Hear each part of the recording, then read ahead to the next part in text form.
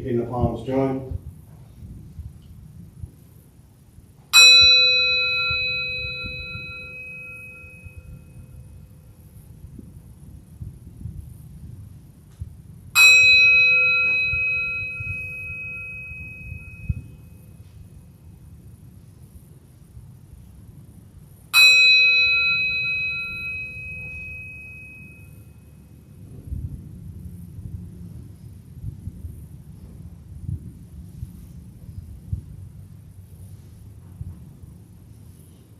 Put palms down.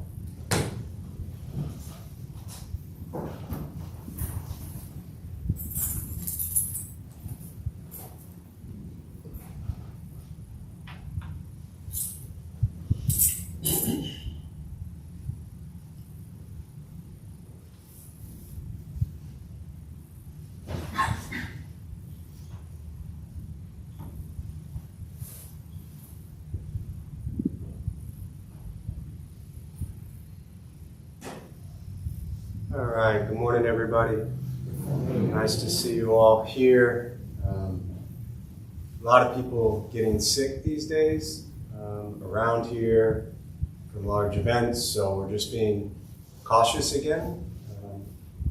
We like people not being sick, and when COVID was huge as it was and millions of people were dying, we were pretty much the last one to lift restrictions and safeties and things like that.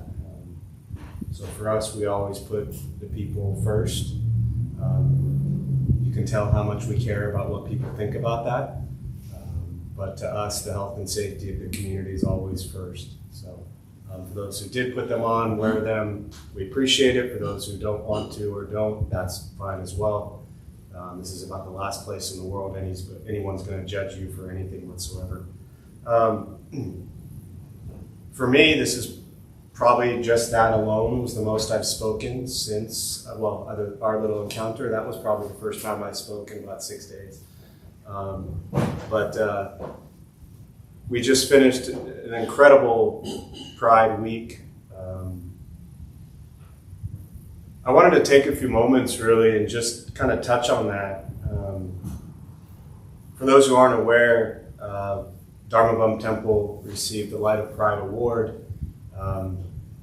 We only shared it every week in every class just about for 2 months, so you probably are aware of it unless maybe this is your first time here and have no idea what I'm talking about.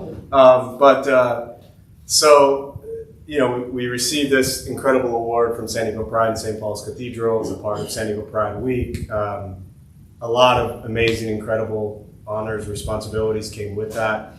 And so we accepted the award. Maggie did on behalf of the Dharma Bum Temple.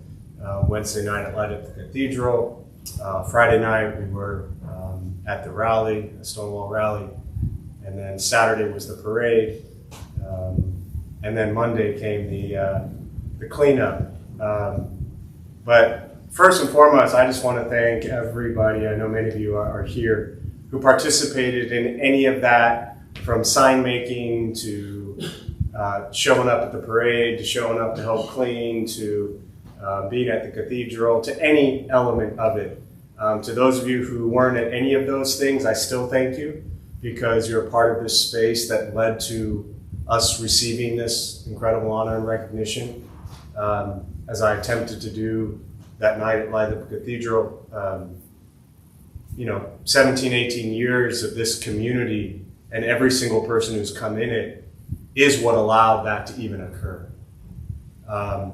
And I mean that on all levels. I mean that from the people who came in and have always, from their hearts and minds, welcomed every single person who walked in this door, regardless of ethnicity, religion, sexual orientation, gender identity, ability, to all of those people, including all of the people that have shown up over the years that were not welcoming, I should say, to people in those communities, because we've had those as well. And what that created was opportunities for us as a community to address that immediately and say, okay, how do we make sure over these past 18 years that every single thing we do in this space is always creating a space where anybody can feel safe and comfortable and welcome. And creating an inclusive environment, I promise you, is not easy anywhere at any time. But it's not easy today. It wasn't easy 17, 18 years ago. It's not easy today. And it will continue to be incredibly challenging. So I really do give credit and thanks to everybody on both ends of the spectrum that have welcomed and not welcomed people here. Because again, those teachings allowed us to address and alter certain aspects of this temple that said, no, we will not allow people to be certain ways here. I'll also say in 18 years, let's see, I think only two people, two, that I've ever had to actually sit down with and say, if you do not change, you are no longer welcome here. And I think that's pretty remarkable. Only two people. And all of those were over 10 years ago, which is also pretty remarkable. So again, that's a credit to everybody that's here and everybody that came here before you. But on that note, I want to pause and also, we'll jump into meditation in a minute, but I want to create space right now because a lot of this during the Pride Week and the days leading up to it, it was opportunities for myself and Maggie really to speak on behalf of the temple. But I want to create space right now for people in this room to share. What did this all mean to you? What did the Pride Parade? What did the receiving of the award? What did light up the cathedral? What did making the signs? Those of you who were a part of it or even just observed it, what did it mean to you? Because you're the ones that make it possible. So I just want to open up a little space now. For those who are here for the first time, anyone here for the first time? A couple of you maybe? So yeah, great. Perfect first day to come to. A little bit different, but whatever. You probably came with that guy next to you. I'm not worried about you. Who wants to share? We'll take a little time for anyone who wants to share. What did this all mean to you? Yeah, Chris. Yeah, I'm maybe very proud to be here. And you were great. Maggie was great. Thank you. It was wonderful. I feel your tears. We've cried so much these past 2 weeks. So much pain and suffering. Thank you. So for me, it was just such a great feeling of inclusivity. I'm 53 and I've been out since 91, but I've never marched in a pride parade. So for me, that was such an amazing opportunity, and to do it with this community, this Sangha. I've never had such an empowering, uplifting experience in my life. I've watched numerous parades. I lived in San Francisco for 8 years, so I've seen one of the best pride parades there is, but never being actually a part of it really changed my perspective and just felt so good. And then also just being a part of a team that did on Monday also felt even more badly. That was brutal, but it was great because we were in it together, and it was just a great experience. The entire Pride Week was just magical. Thank you. Thank you. I was really moved at the cathedral in particular. I participated in some of the other things, but just to look around that huge packed room and realize that this would never have been possible when I was a kid. People were so afraid of coming out and being who they were and feeling welcomed, and none of it. And there, I just felt it makes the hairs on my arm stand up right now. Just that sense of we're all here, whether we're gay or straight or whatever. Our orientation is just supporting each other as human beings. And I was really moved when Maggie accepted the award, and and she said afterwards, it was so great to see you all, that we were there in a little group of people from Dharma Bum sitting together. She said, it kept me grounded while I was standing up there. And then when you had everybody in the cathedral meditating, and they didn't have to. You could have heard a pin drop because it was all a one.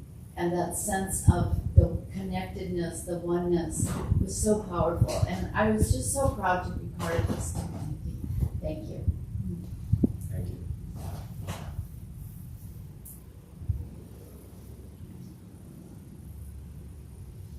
I just saw it's really cute at the beginning. If you rewatch on the YouTube, at the very beginning, before it even starts, I just saw this yesterday. I didn't mention this to Maggie yet, but at the beginning you can see her where she's sitting, in front row, and then there's a moment where she gets up and comes back and sees you all, and I think took your picture. I don't know if you remember that, but it's a great little. I think it actually might be that moment where, or part of that moment, but it's really cool.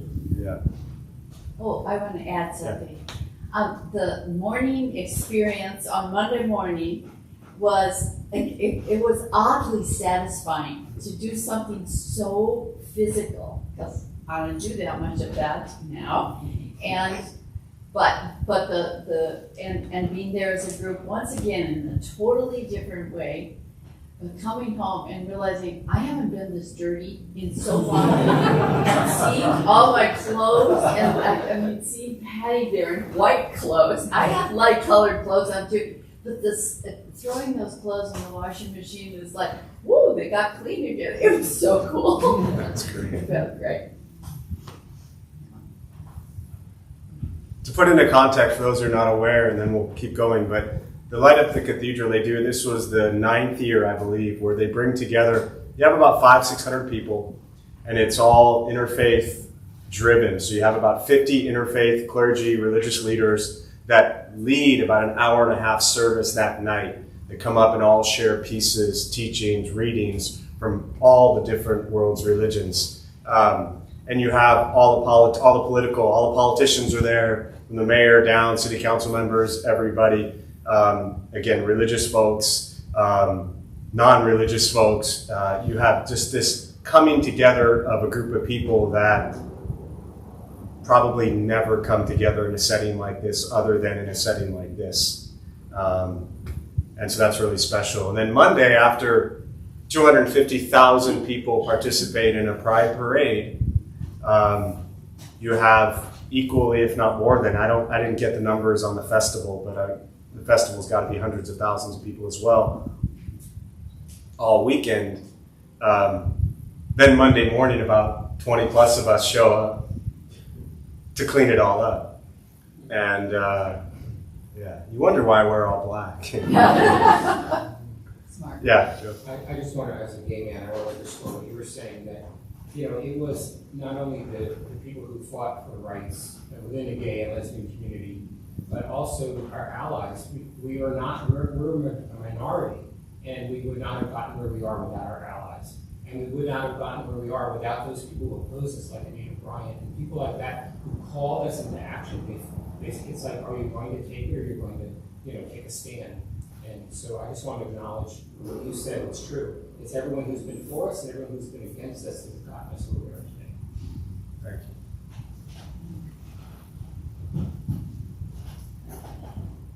And I want to thank Ronald Reagan too.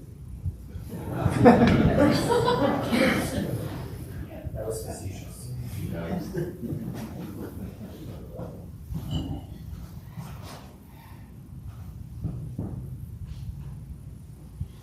Anyone else want to share anything from their experience of being involved, or just not being involved, either way? Monday was like really incredible. It was like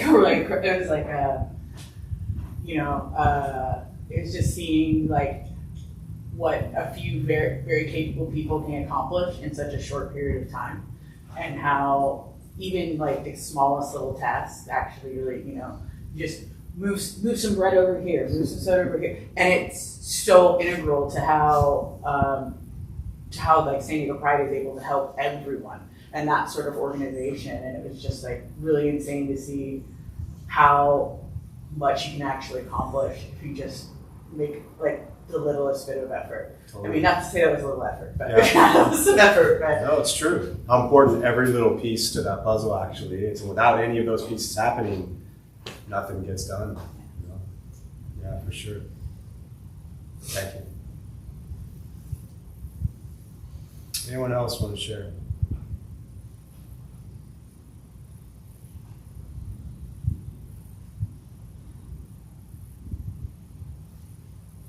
There were just a few of us here instead of marching, and that also was quite good. The quiet, and then greeting you guys when you came Yeah, from the parade. So I think that was a part of it as well. definitely. Yeah, thanks for holding it down here Saturday. Joe, for leading it Saturday, for those of you who were able to get through the barricades into Hillcrest University Heights somehow and walk or park or ride over here. That was cool. I found that cool too, after all the madness, beautiful madness of everything, walking back with all the banners and whatever else we had, and seeing the handful or six or seven of you that were still here. That was also, I thought, really kind of cool and special. Yeah.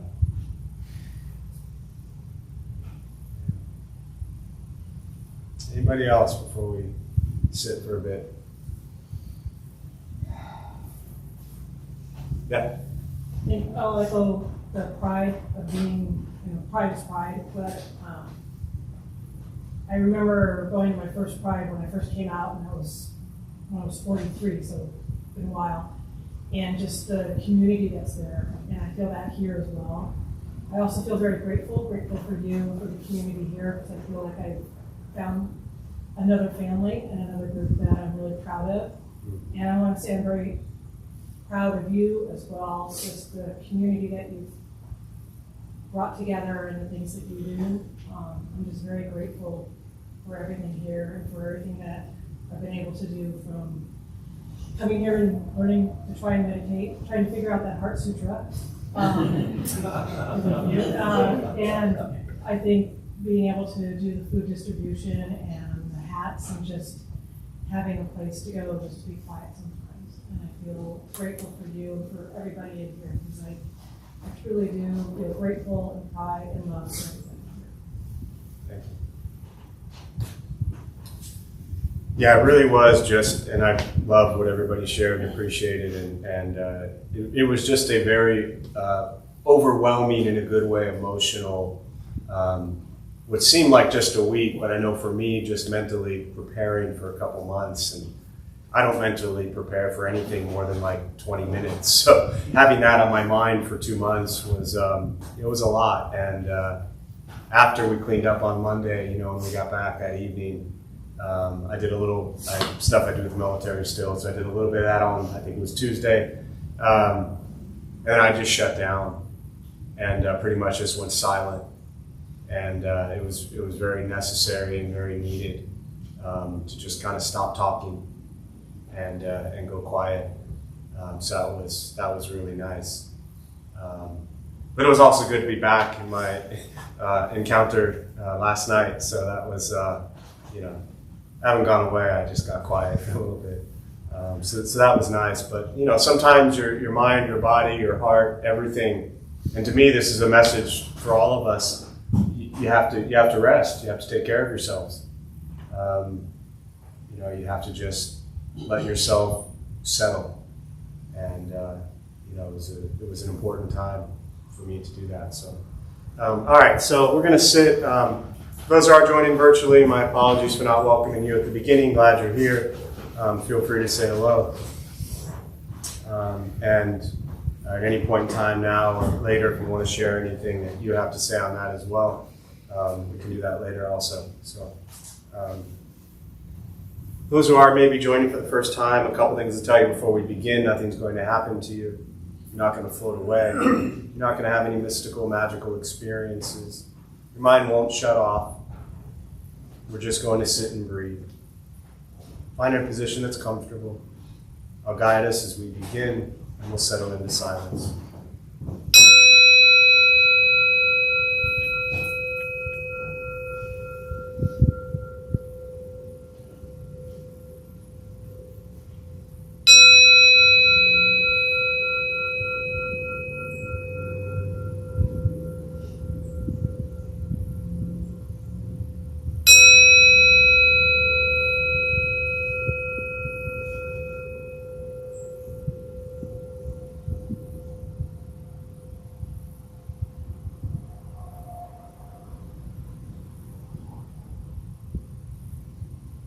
starting with the eyes closed if comfortable, or slightly open.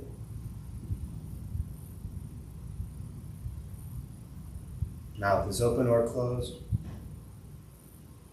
Start with taking 3 deep breaths, slowly.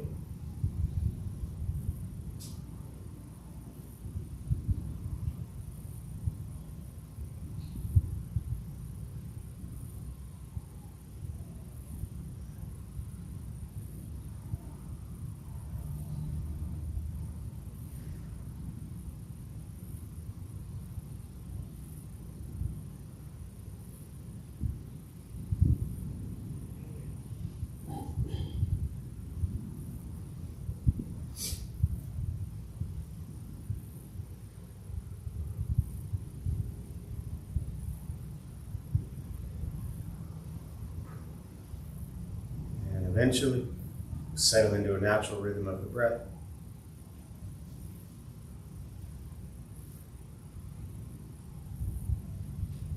Start with gently guiding the attention, focus to the stomach or chest.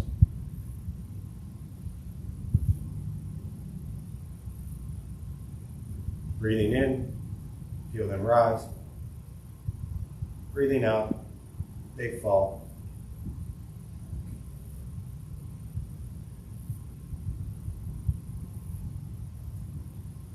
Simply continue this practice, observing sensation of breath, expecting nothing but to sit and breathe.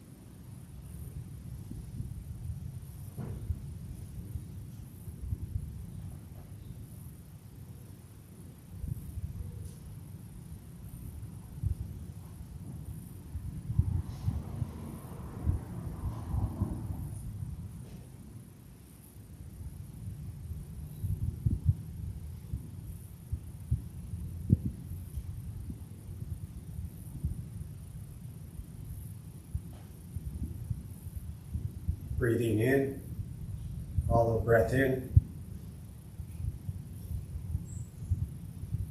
Breathing out, follow breath out.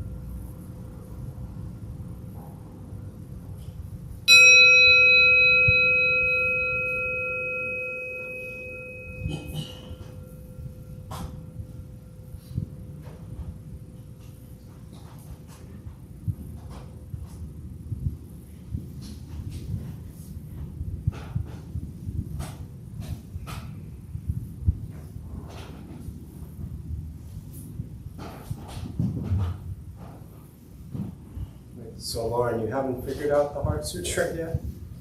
Oh, absolutely. It's just all empty. Full. Oh, So I'm going a little out of order from our normal routine, but it's the way it goes. So just kind of open up to any thoughts, questions, meditation, Buddhist practice, anything you're sitting with, and we'll use the rest of our brief time for that.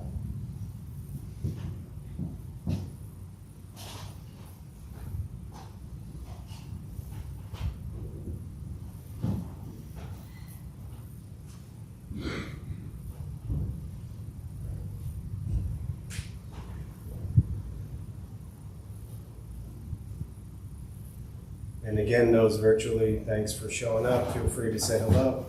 The chat box, anywhere you want to chime in, thoughts, questions, I'll do my best to respond.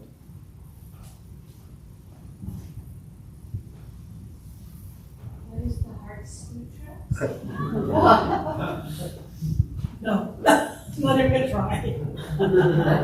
She said no.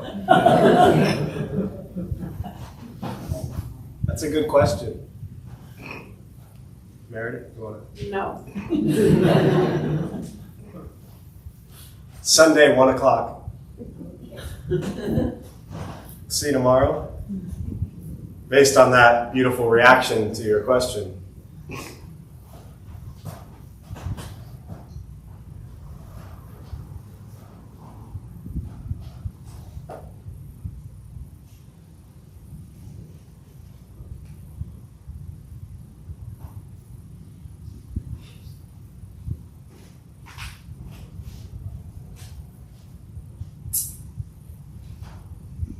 Anyone else want to answer what the Heart Sutra is?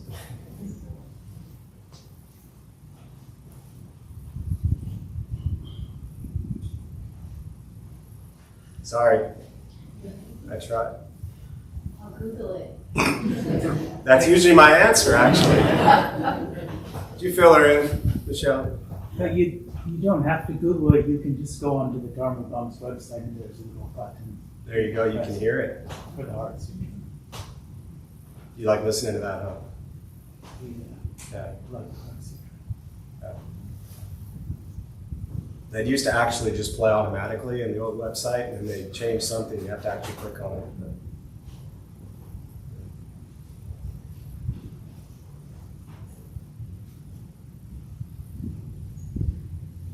Yeah, why in life, everything seems to be working, everything seems to be fine, but then all of a sudden everything blows up?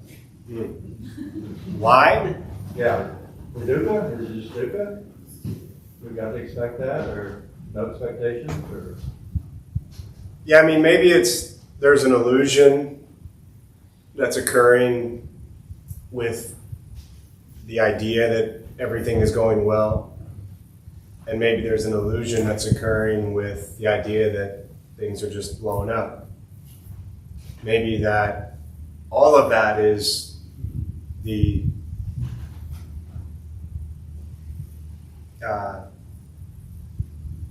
misconception that we have clarity around going well and blowing up, as opposed to seeing them all as just things that are occurring. And if we drop the concept or notion of things going well or blowing up, both fall away. That's the Heart Sutra right there. What I just said.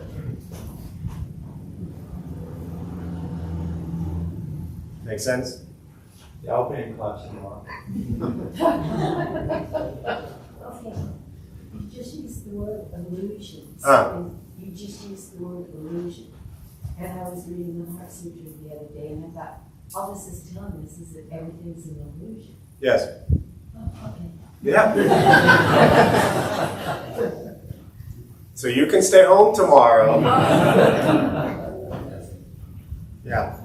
The Diamond Sutra, which you often hear me say is, because it is really the expanded version of the Heart Sutra, there's a line in there that says, life is like a dream, a bubble, an illusion. Is just that the pop. next class? Was that what? The next class? That was the last class. Oh, It didn't occur, but it was. okay. It's all an illusion. The challenge, the mistake, if I dare say that, is that we are constantly stuck in the mind that thinks the mind knows what's correct.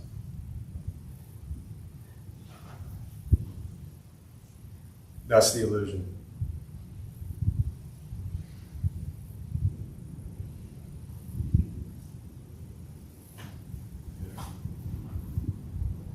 Along that line of thought, how do you determine what's important, what you should focus on? Yeah. You don't trust your own senses to determine that. Yeah. Oh, it's all important. It's very clear to discern and distinguish and recognize, especially those who might be newer to this, that this illusion, this Heart Sutra teaching, this emptiness practice, this mind that we explore should not be confused with this idea that nothing matters and we don't exist. Because if we punch someone, it hurts. If we treat people like shit, it hurts. If we ignore health and safety, it hurts. So, discern. Yeah. Use as much wisdom as you can, but know that we're all ignorant to a certain extent. You know what I mean? But don't ignore it.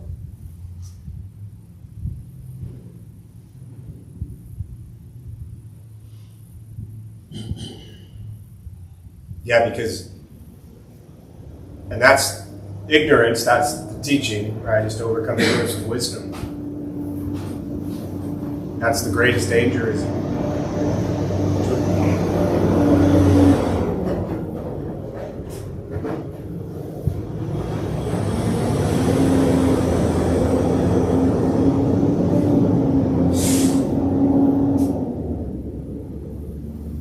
yeah. I had an experience this week that, these concepts about illusion and discerning may apply, but I'm trying to understand it myself. Where something good happened, but somebody's attitude towards me took the pleasure of something I had. So to be more specific, I applied to jobs. I got 2 offers at 2 places that I wanted to work at. The first one was a place where I had people I've worked with previously and had good experience, so I was excited about it. It was a better job than what I currently have, and I was very excited. So during the process, the human resource guy was so unbelievable. Like, he was very slightly unprofessional, angry to whatever I asked. He was very shooting me down, not nicely. And at the end, I found myself like I lost something. And he totally took out like my excitement about the job, even though I know there are good things at that place and people to work with. So I was trying to understand how much his attitude and anger or response, even when he could say no, he'd be like, no, that's a, great thing you're requesting, but we can't do it, and not nicely. He was like, this is it. And it angered me so much that like for 24 hours I was like, couldn't believe it. It felt like a loss. Yeah. And trying to understand. Sounds like, did you say he? He, yeah. Yeah. Sounds like he's the angry one. That his anger has nothing to do with you. But you took his anger and you made it yours. Is he the only one in the company? Do you still want to work there? Yes. So don't make his shit your shit. Have compassion for his pain and suffering that he is having, that makes him, for whatever reason, and I'm just making stuff up, I don't know, carry his anger and misery into your world. You know? It is sad when people are that angry. And then that anger trickles into everything they do. I mean, I know I spent the first 25 years of my life incredibly angry at everything. And that trickled into everything, and that impacted everything and everyone. But my anger was not anybody else's anger, it was mine. So the practice is to see, as in Buddhist teachings, we overcome anger with compassion. So in this case, I'm not suggesting you have a meeting with him on Monday and teach him about Buddhist compassion, but I'm suggesting for your own benefit that you send him compassion, because that's what he needs to not be in his anger. And if he's not in his anger, then he won't bring his mess to you. Does that make sense? So you're really you're separating the two. Now if this was again, I don't need details, but if this was a company of 3, you, this person, and one other, then it might make a big difference. But if this person, in the grand scheme of things, is relatively insignificant to your job, and your excitement for being there, then, you know. You ever see Friends? You a big Friends fan? You remember the one where they're talking about stealing thunder? You gotta be like real hardcore Friends.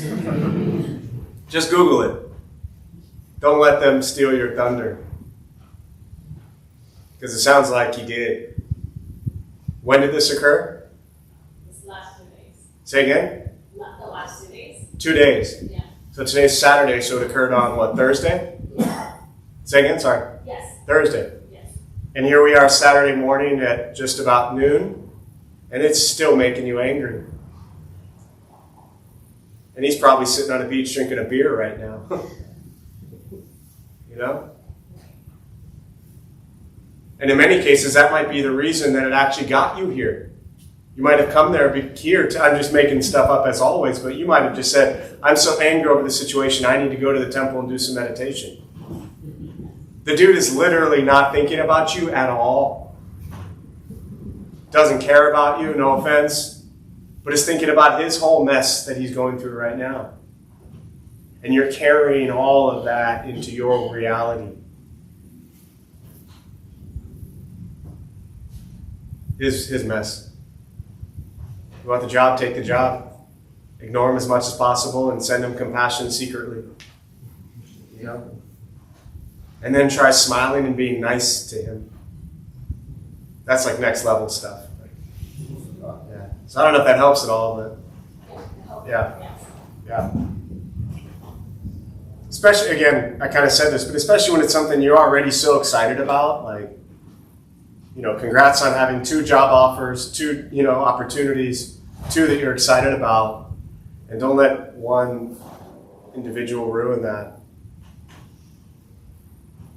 Yeah. What else?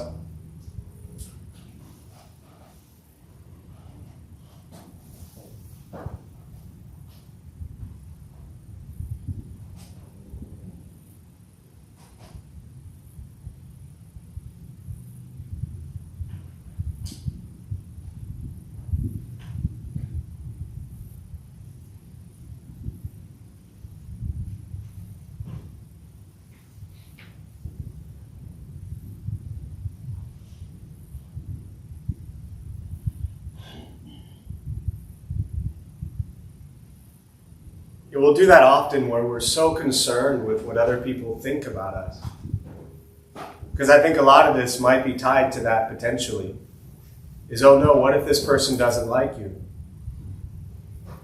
You know what the truth is? Maybe they don't. Does that matter? Not really. I mean, it could potentially, if it impacts employment and things like that, and treatment in the workplace, then yes, that does have an impact. I don't want to minimize that. But if individuals just don't like you,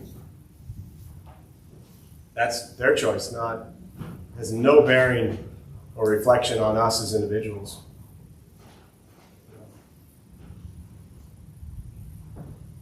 I mean, to me, from a leadership standpoint, that's one of the most important things in any role that you must learn.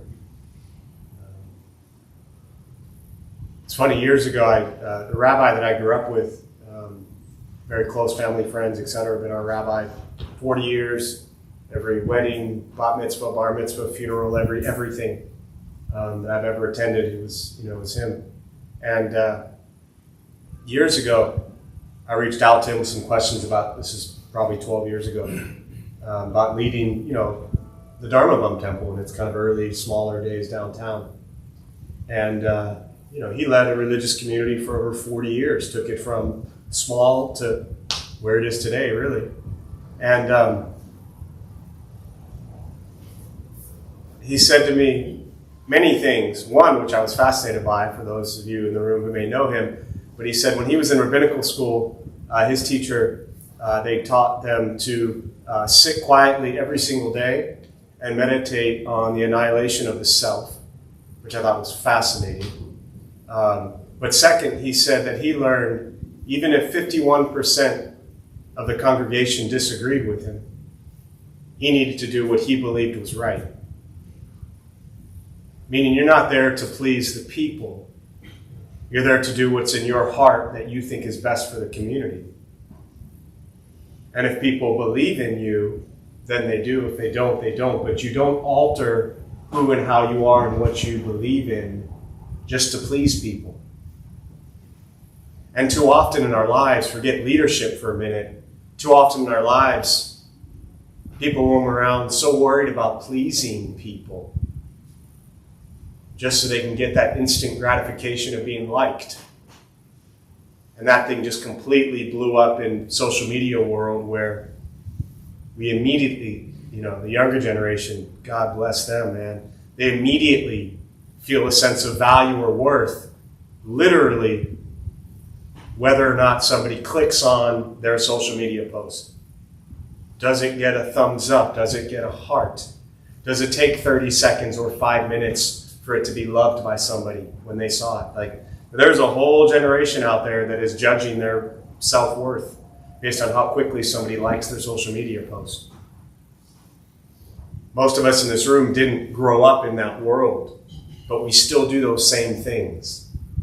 It just didn't happen so immediately. Although it has for many people transferred to a social media world now. But this constant idea of we need to be liked by people. Start by liking yourself. That's the hardest thing.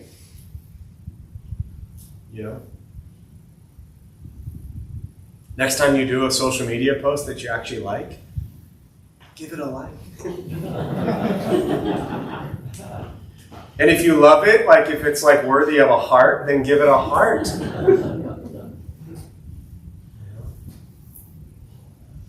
Make sure you love yourself. Because after that, some people are going to love you and some people are going to hate you. And some people are going to be somewhere in between. That's just the way life goes. And very often the people that you don't even know or really matter to you are the ones that you spend a lot of time thinking about. So, love yourself first. Anything else before we close? Yeah. I want to say I was here last week for meditation, and I want to tell you that Joe did an excellent job. And he answered questions. He was just he was like you. I love her story about me. I just gave it a heart and a like and a heart. If it was on Instagram, I loved it 18 times. If the world, someday it probably will, talk about an illusion, if the world just became this live virtual social media posting, thank God I'll be dead and gone by then. But, yeah. I do want to comment on that. Thank you, Nancy. Thank you, Nancy. Yeah, I love how she sees me. Yes. But the important thing is, does it resonate with me? Do I feel that I showed up? Yeah. That's what really matters. And if I can't find that in me, then I'm going to reject what she said. And if she said I did a bad job, I can find that too. So what other people think of me is none of my business. You know? And if they really knew me, they would love me, that kind of thing, you know? And I love that she has that story about me, but I'm just getting back to the self-worth. I have to know it within myself that I showed up the best I could. Yeah. And I'm glad I did a very good day. Thank you both. All right, so we'll join palms, we'll close.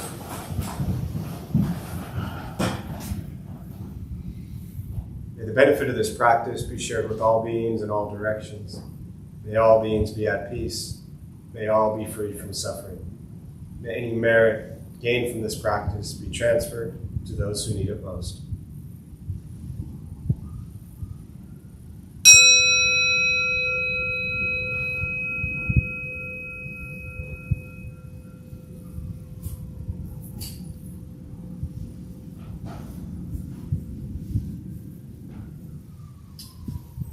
So the only announcement I'm going to make is we are not marching in the Pride Parade this coming Saturday.